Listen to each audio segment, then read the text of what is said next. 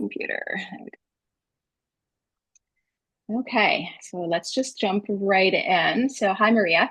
Thank you so much for chatting with me today. Last time we talked, we had some great conversations, and we thought maybe we should have hit record and see what happens. So, we're doing that today. We have a zero plan on what we're going to talk about. So, we're just going to have a conversation because we are both coaches. We work with different people, and we'll just talk about that. And we'll talk about, perimenopause, menopause, mindset, whatever comes up for us, we'll chat about and then Perfect. see where it goes. I really appreciate you having me on here today, Christina. I think that'll be great. We did have a really wonderful conversation last time. Yeah. It was So, it was pretty deep and we connected on a lot of levels, I think.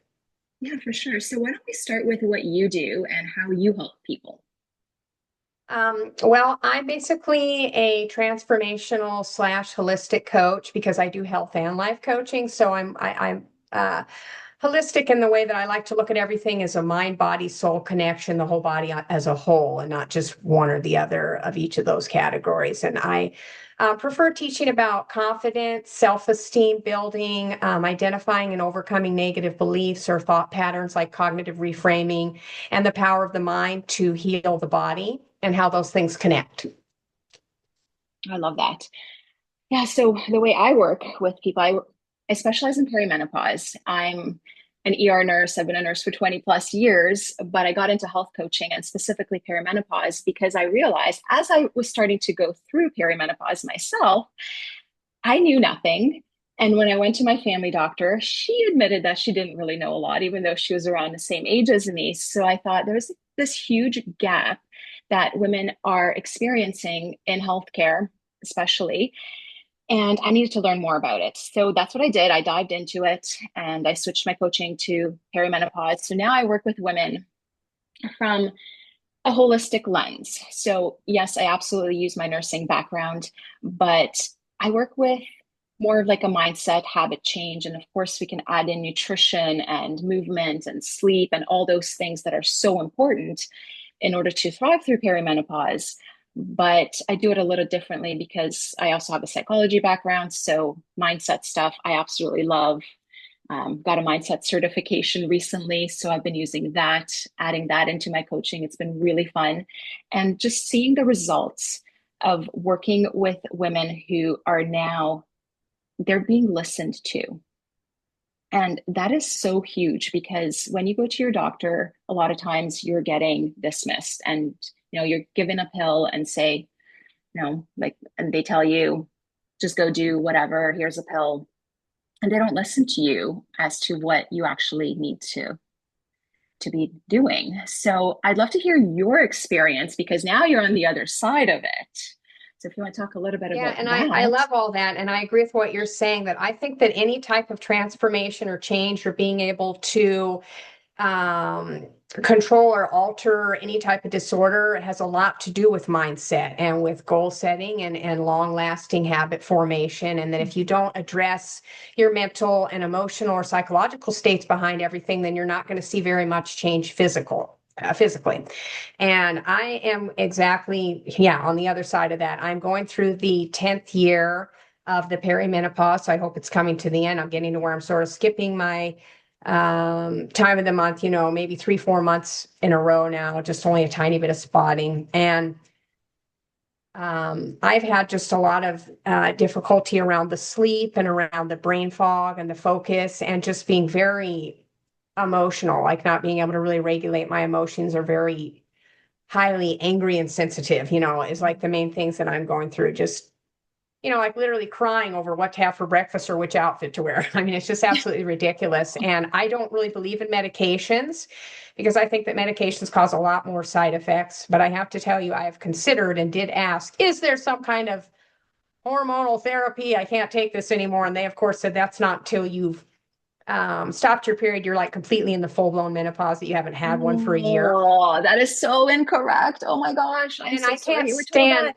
how doctors always say, that it's just they just want to throw a medication. Oh, just take this, take that. Like, for example, you have high blood pressure or high blood sugar, and they say, oh, just take, insulin or take some sort of statin. And I'm saying if you want to lower your blood pressure or your blood sugar, just stop eating sugar or find out what in your diet or what in your lifestyle is contributing to your high blood pressure. And if you can alter or eliminate that, then it goes away. I think that medications are sort of lazy, not to offend anyone, but I want to really work on the root cause, like finding a cure or a solution and not just covering it up.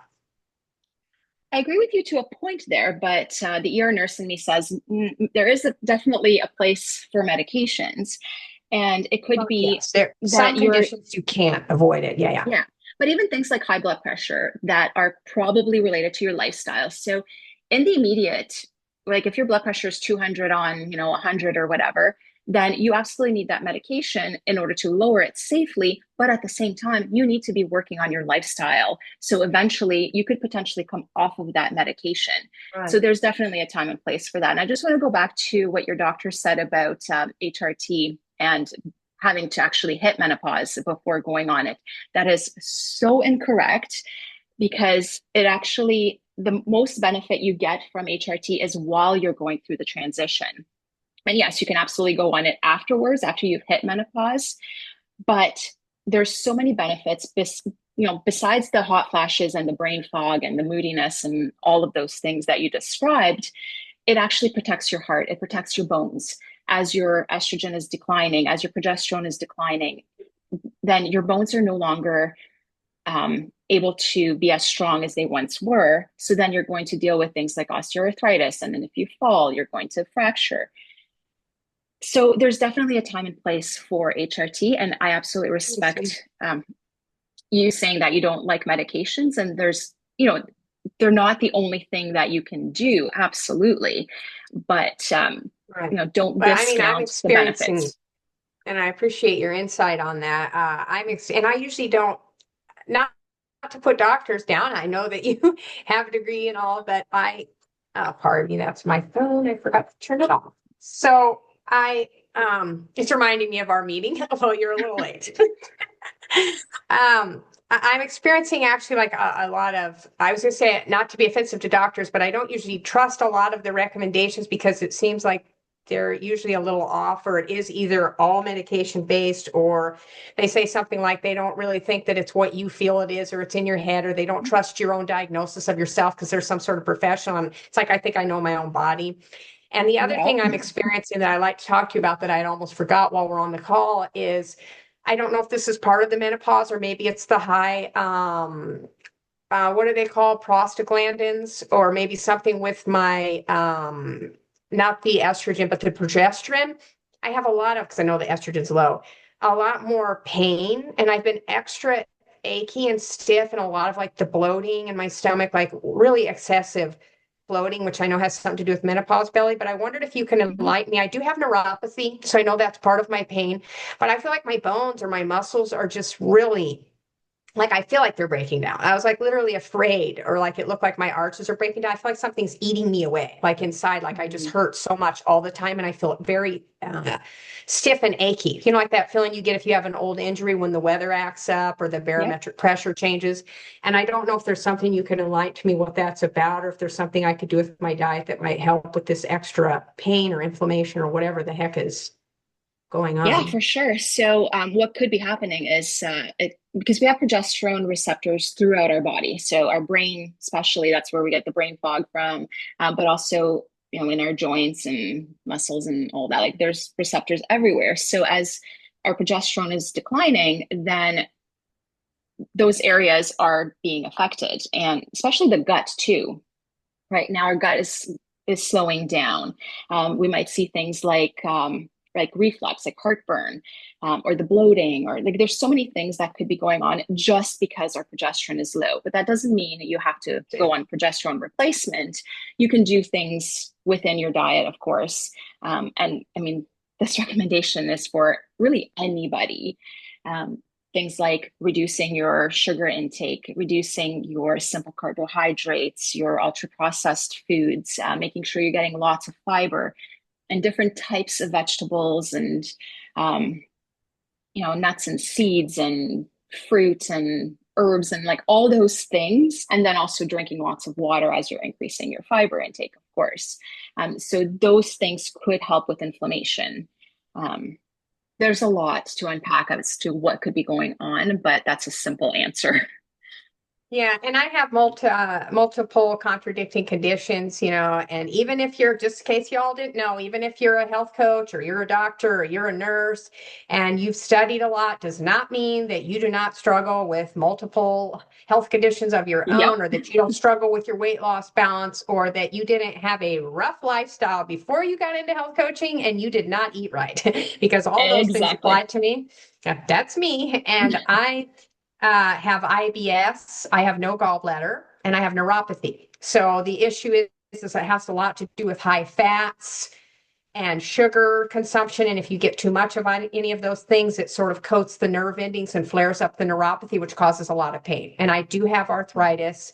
And I think I have some underlying thing going on with my bones that's just not being detected at this point, because I feel like my bones, like I said, are just being eaten like ants on sugar. I feel like they are like breaking down, like I can feel it, like some kind of serious pain. And I haven't really known who or what kind of test, who to see about all that. And I figure they'll say I'm too young anyway, because I'm only going to be 49 in a couple of months. So I don't suspect they'll say they see anything. They'll probably say, oh, all that's like years away. But I know that I'm high risk for all that during the menopause, like you said, an osteoporosis. I did drugs and alcohol. I unfortunately not survived the unfortunate, but I lived in the grip of the addiction to drugs and alcohol for 20 years, and I got clean 12 years ago. So I think a lot of it has to do with my past lifestyle and some sort of damage. I have a ruptured disc in my back, so my alignment's off. So that causes a lot of nerve dysfunction and pain and tensing and all that stuff with my muscles as well. So it's a big mess. I've seen 5 dietitians and none of them have been able to help me with my diet. So because every solution they find, they say, oh, but you have this and you have that. So that won't work together. I forgot about this. Mhm. And so it's just a disaster. Yeah, I feel like, well, first of all, just because of your past doesn't mean that you're now doomed to a lifetime of pain and suffering and all of that. Like, you know this as a health coach, right? There are always things that you can Right. do in order to improve your future. It's going to be a And matter of some kind of and testing, you're I doing it. guess, to find out Yeah, what my sensitivities are. I've tried keeping a food diary journal to see if I can find out what's going on. But when I just have this consistent pain, it doesn't matter what I eat. So I'm kind of like at a loss. I'm starting to get yeah. frustrated with the whole thing. Yeah, for sure. And then another thing that I don't know if I mentioned to protect your bones is strength training. It is so, so important as you're going through perimenopause into menopause and getting older. It is so important that we as women, we continue doing our strength training. Or if we've never done strength training in our entire life, we've only maybe focused on cardio exercises. Now is definitely the time to bring in those weights. And it doesn't have to be anything crazy. We do not Yeah, need to I just spend went hours at the today. gym. Yeah, I just went today for about 40 minutes and did my upper body. I do like 20 to 40 pounds. I don't get real Yeah, excessive, and that's 20, perfect. Yeah, 30 that's reps so, or so something, important a that you're couple doing times a that. month. And then I do my abs and butt and legs and core and balance and posture and all that other stuff at home. I have like literally a list that I put up. I have a little gym over there where that mirror is with the mat and stuff. And I have a list that I go through and I go, okay, I did that this month, that this month. And I try to just keep going in a rotating every single body part and my balance and posture as well, strengthening and stretching to be sure that I keep it all balanced. But I haven't looked as much into the actual strengthening. And I'm glad you pointed that out, because it was one of those things I started to look at and did a couple of times and then forgot. And I don't know exactly what falls under the category of strengthening exercises or which parts I really need to be doing. I suppose shoulders, ankles, legs, feet. I do all those with like sort of Yeah. balancing and posture or a little bit of Yeah. calisthenics. But there's probably some sort of moves I'm missing or I'm not aware of. So It honestly sounds like you're doing all the right things. I'm trying my best.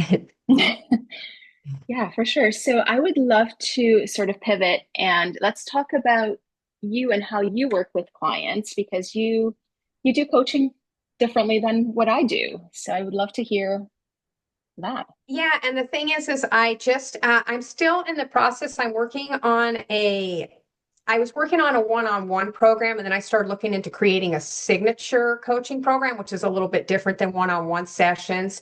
And I'm also creating a self-guided course on the side that's going to be 12 weeks long. It's going to be called The Journey of Self, and it's all about each week we'll have videos and handouts and a workbook and different things that address different areas of self, such as self-trust, self-love, self-sabotage, all these different, there's like 12 areas of it. And I haven't actually started working. I've only had like a couple of practice clients when I was in the school, and I haven't got my first paying client yet. I have an email community that I send out to biweekly, and I'm juggling 5 different social media platforms, and I'm now starting to cut off a few of those. Oh, So I good. just experiment to see where I get the attention. I know that was too Yeah. much, but they say you can start off that way and then just see what seems to be hitting and working and Yeah. where you're getting the most engagement or feedback. And I feel like I'm just kind of talking to myself, and then I'm sort of hearing crickets. So I feel like I get more replies out of my email letter and like my TikTok. And now I'm starting the YouTube where it's a lot of facial interaction, where before I was creating a lot of fun graphic videos and things like that with Canva, which take hours more, by the way, and Yeah. energy. And you prompt people and they don't respond. You ask questions, and they're just like scrolling, getting their little dopamine rush or whatever, and they don't really want to stop and talk to anybody. So I'm just kind of experimenting still with, I think I'll do the best with the meetup.com group and my YouTube. Like I like live interaction or podcast. That's my next really goal, is to go into all that. So I haven't coached the first client, but I do have a 12-week program in mind that I'm working on, just sort of little frameworks or outlines. And the discovery call, I'm going to be taking on another practice client, but she's going to pay just a very small fee. She had asked me would I help her. She's trying to lose 70 pounds, but my oops, I hope I wasn't supposed to disclose that. Well, she doesn't know my name, or we don't know her name. So, but anyway, I'm going to be working mainly with clients that are between 35 and 55 is my preference for currently, for women that are interested in losing 20 pounds or less for a special event or occasion, maybe a wedding or a vacation, or they have some outfit that they want to get into, high school reunion, whatever. Um, and then I will be teaching them all about mindset and goal setting and breaking that down into smart and realistic and time frame goals, like following the SMART Hmm. goals. What do you call the little acronym? I can't think what that's called right now. And then teaching them how to form long lasting habits. I'll be helping with accountability. At the moment, it'll be one-on-one sessions for, I might just start with 6 weeks, I think. And eventually I'm going to work into a 3-month program with that. And then like I said, I've decided I want to switch to a signature program, but I'm going to start with the one-on-one sessions because that's what I learned in the school where I got certified.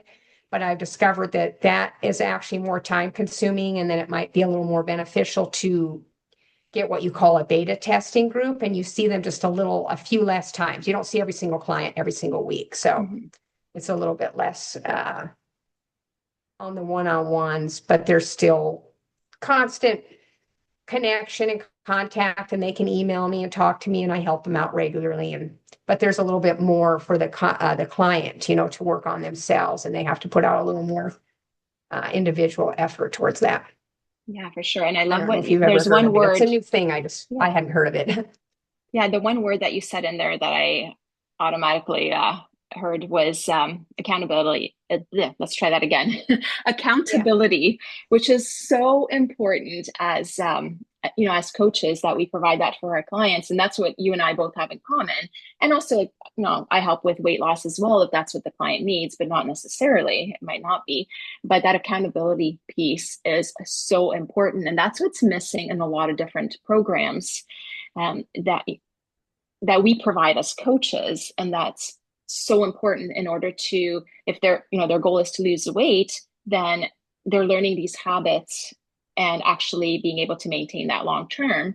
And I always say to my clients, like, my goal is for you to work with me once and never have to need me again, because now you've got all those skills. And I have a feeling that Right. the things you do are very similar as well, setting them up for Yeah, I success. agree.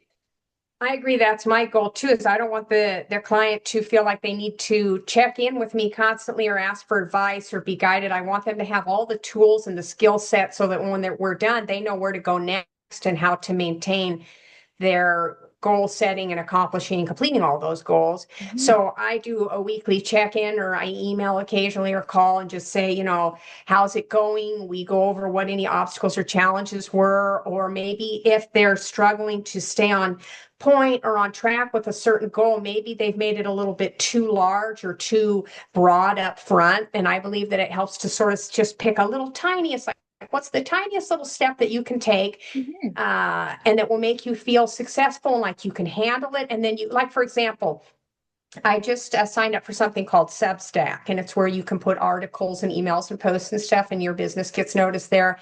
And there was somebody on there this morning that I really loved, that they were saying that there was a woman, she's a doctor, and I was commenting on her article about caffeine today. And she said that she had a patient that wanted to lose weight. She was 60 pounds overweight. She was diabetic, and she was taking care of her granddaughter and having all these struggles.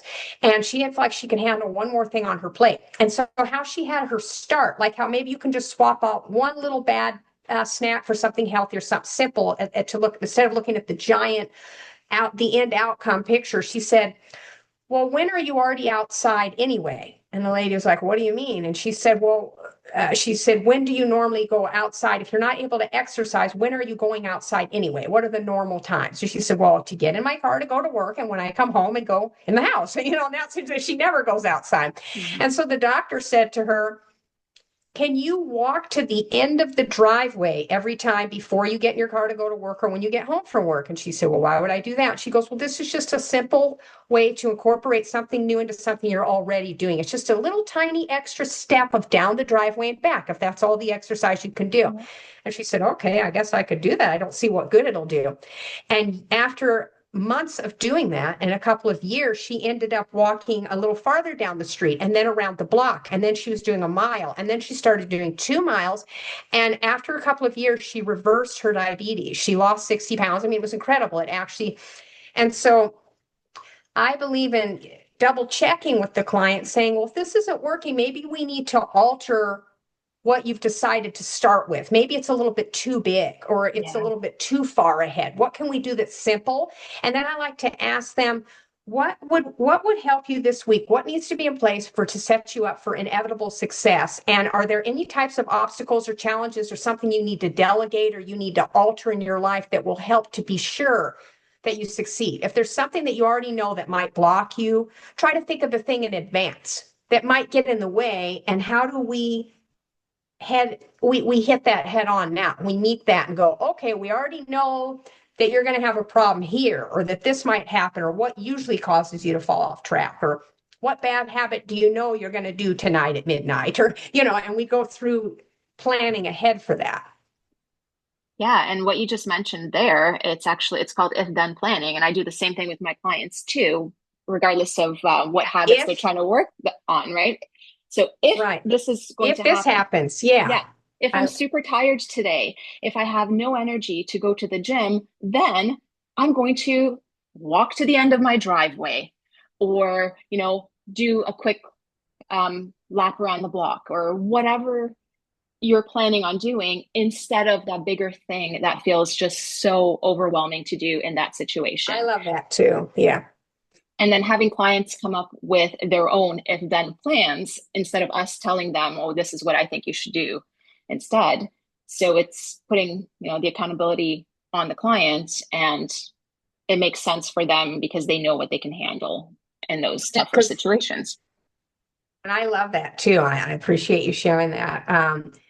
One thing that I've noticed, or that I truly believe, is that all people, not just clients, but just people in general, they all already know the answer. I'm aware of that within myself, that we Yes. have an instinct. We have a gut instinct and an intuition. And some people say, well, I just don't have that, or I'm just not connecting. But what I've noticed is they are connecting, but because of some sort of subconscious programming or societal programming or something they've heard or some past experience, they may be blocking it out or overriding it based on what their parents say or their boyfriend says or some doctor or whatever, or they Yeah. may start to overthink it and analyze and then talk themselves right out of it. Like, I have a friend that does that all the time. He gets the first instinct and then he'll try something and it didn't work, and he'll come to me and I'll go, well, I thought you said the other day that you had this thought that that probably won't work. So why did you do it anyway? I said your gut instinct was telling you, but then you started thinking all around of why maybe, oh, but maybe it'll be okay, or maybe it will work. And then he talks himself out of it and gets lost, and goes the wrong way anyway. And so if people could just learn to, I like to try to teach people how to connect to that still calm inner voice and be able to trust it. That's like one of my biggest things. My company name is actually called Become One Life Coaching, and it's a LLC. And I believe in helping people become one, mind, body, and soul, and learning to connect to that instinct and follow that intuition and trust it and align with their core values and beliefs and not be guided by external forces or other people's opinions and thoughts, Yeah, to just which is, follow oh, themselves, because I know it's there. They just have to unbury it. They just need to find it and hear it. for sure. And oh my gosh, with all the noise out there on social media and just from everywhere, especially when we're talking about weight loss and health and perimenopause, whatever we're talking about, there's just so much noise out there. And there a lot of it is contradicting information too. Like, are fats good for us, or are fats bad for us, or should you up your protein, or are you eating too much protein? Oh And my God. now it's ruining your Everything you read, kidneys they and go, like, oh, oh it's, my God. yeah. If this is good for you. Oh, no, wait, we take that back. It does this, this, Yeah, and that. And you can look at yeah, 5 different articles on the same topic. I do that. When I'm researching, I don't just look at the first one. I go, well, let's look at 10 of them because there's probably a bunch of contradictory information in the next three that I'm going to read. And it just exactly. makes you want to give up. I understand how Yeah, people get so frustrated of, well, I just don't care anymore because it's all going to kill me. I have that mood yeah. sometimes myself with my own diet. Yeah, for sure. Or what about the clients that would say things like, "Oh, just tell me what to do"? What do you like? What would you say to those people? Because that's a really interesting question, and I come across that all the time with my clients, especially being a nurse. They ask me like, "Oh, like what should I do?" Like, well, how would you answer that? Well, the way I normally address that question is I say, first of all, uh, I can't tell you what to do because I'm not you, and what will work for me or for others may not be best for you, and I wouldn't want to misguide you. And second of all, I am sure that you know what to do. You had a first thought. The first time you asked Mhm. yourself this question, if you were to think, what was that first thought? Because that was your answer. That was the gut telling you. And then you started to think all these different things and it confuses you and you get off track. And I tell them now, I can make some different suggestions of some options. I can give you options. They're not even really suggestions because I don't like to suggest. I let people decide. And I say, I can think of 3 different things that might work, but you ultimately are going to have to be the decider of which thing will work the best for you, or you may have to experiment for a little while. You may have to play the guinea pig and just see what happens and how it works out. Yeah, love Because that. I want people to, like I said, to have faith in their own decisions. And I also don't want to tell somebody something that might mess them up in some way, especially when it comes to diet. Every person's metabolism and metabolic makeup is so different that what works for one person surely can be disastrous or cause a reaction, to somebody else. And people just have to learn themselves. So that's my main goal with my services, is to guide them through a process that teaches them how to discover who are themselves, what does work best for Mhm. themselves, to learn their own body and their own reactions, and to I always suggest keeping a journal, like a food diary, and logging about energy and about focus and about sleep and about all these different aspects that are involved with your diet and with your lifestyle, to see what's throwing it off and which things are complementing all of that. Yeah, I love that. That's so good, and it's so true. We already know what we need to do. We just sometimes, Oh, especially as women, I feel like we sometimes need permission to do that thing that we know we should be doing anyways. And having a coach like yourself or like myself, just giving that permission to clients and say, okay, go now, go do it. You know the answer. Now go do it. right. It is strange how we always think we need to ask, and I don't know, that comes from different past experiences, maybe, especially Yeah. people if they've been in controlling situations or they weren't allowed to make decisions, or maybe they grew up in an environment with their parents or with their significant others that made them feel incapable or inept in making a wise choice or a wise decision, or Mhm. if they've had a lot of failures or a lot of mistakes, and it makes them afraid to step out there and try something. And you're right, they really, I'm one of those people, from time to time where I want that encouragement, or I run something by somebody. It happens all the time, as a matter of fact, that I'll I do do this. this I'll, too. I'll run something. I'll run, and I know, and I run Yep. something by somebody, and they'll tell me what they think, and then I'll begin to argue because I know deep inside what's right, but I just want them to validate me, or to say that sounds good, or that'll probably work. I just want that pat on the back, or that reassurance. Or if it goes wrong, I think there's a subconscious level psychologically that takes place that goes, well, if it messes up, then I could say, well, you told me to do that. I know I don't want to be, fully responsible for my decisions, Ooh. because I was unfortunately raised in an environment where I was told that I was stupid and didn't have an opinion, and that I would make a mistake and I don't know what I'm talking about, and come from a long line of abuse and trauma. And that takes a real psychological toll, as you know, on your decision making when you become an adult, or when Sure. you step away from those control influencers in your life, those controlling influencers. Then you're like looking, who's going to tell me what to do or where to go? And so, just with the menopause, I actually have a funny story about that, if you got another minute, about Yeah. I was having difficulty. I went through this spell where I could not decide what to eat or what to wear. And I would literally be there crying in the morning, and it would take me forever just to make up my mind about breakfast. And so I mentioned this to my friend, and he says, well, why don't you just write down the three choices that you can't make up your mind on? Or I was trying to write out my planner for the week, my schedule, and I have 5 things I want to do and couldn't decide which one to do on Monday and which one to do on Tuesday. It gets that bad. I hate to break it to you, ladies. If you're not there yet, I don't mean to scare you. Yeah. And he said, just write down each thing, or put a date, a day, and then just pull out Monday or Tuesday, pull it out of a hat or like a bowl, and whatever date item you're looking at, task, that's it gets assigned to Monday, that gets assigned to Tuesday. And I go, okay. So I wrote down Monday, Tuesday, Wednesday, and I threw it in this bowl, and I go, okay, so studying, coaching, demonstrations, or and Tuesday. And I go, I don't want to do that on Tuesday, I want to do that on, and then my mind said what day it wanted. I said, now, why couldn't you just decide that a minute ago? We had to put this paper in a bowl. And so it's funny that you ask externally, and then when the person disagrees or talks against it, you find out what your real gut answer is.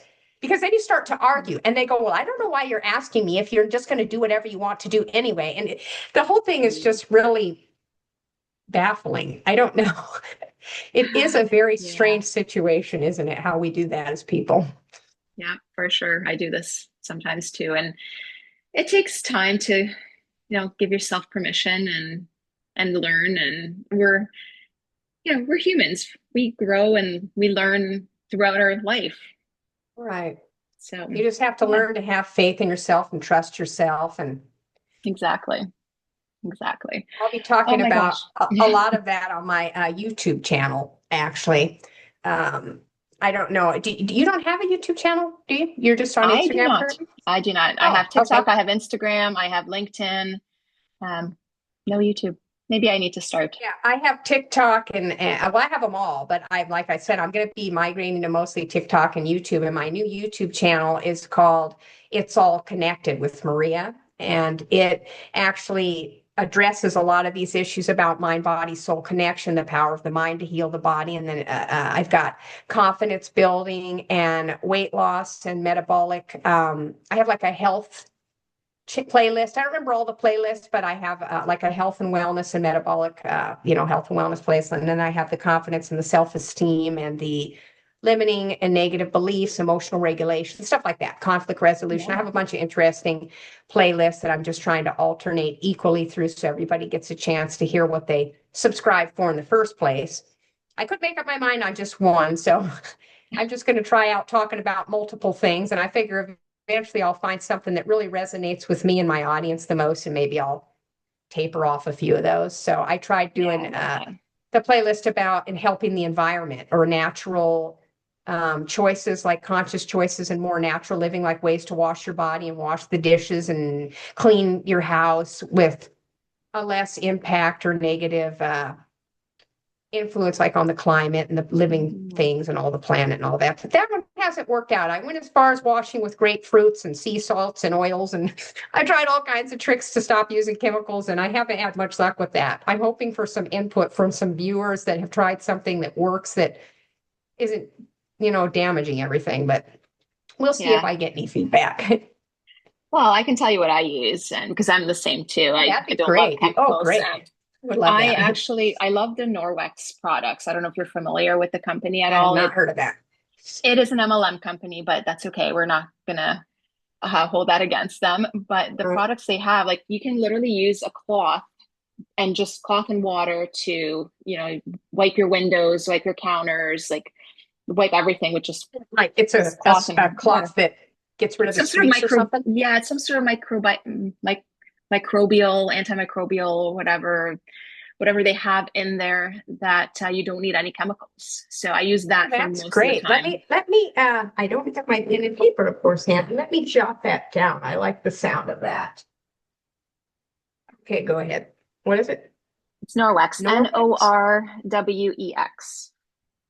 Great. I will have to look into that. Yeah, because a lot of surfaces you can't use citrus. It'll eat into certain Yeah. countertops or tiles or things. I got lucky. I have a tub that the maintenance guy or the plumber I had come out and look at it. And they told me that the particular type of resin that my tub's made of, that they suggest using a lemon and a coarse salt to clean it, that's actually the best way. But Oh, some okay. tubs, if you put that on there, you will ruin it. So, Yeah, well, I for sure. appreciate the tip on that. Yeah, for sure. And this has been a great conversation. I feel like we It's need been to do this wonderful. again Yeah, it's and been wonderful. I love and talking with you. You're talk you're so about something else insightful, next and time. yeah, I would love to talk about a little bit about inflammation eventually. I don't know how much you know about that, but that's a new Yeah. topic that I'm starting to delve into the studies because I know that it's the precursor for probably 70 or Everything. 80%, almost every condition out there. And I Yeah. think that it's really important to discover how to lower that in your body and what kind of side effects it leads to, like having chronic inflammation. I don't know if you've studied much about that. I've done it just a little, and I'm really interested or curious. So maybe we could let you run the show of talking a bit about that Yeah, next let's time, do what you it. I know. would love to. I would love to. That'd be Sounds so much fun. great. All right, Maria. Well, thank you Yeah, so thanks for having much. me on here. Yeah, of course.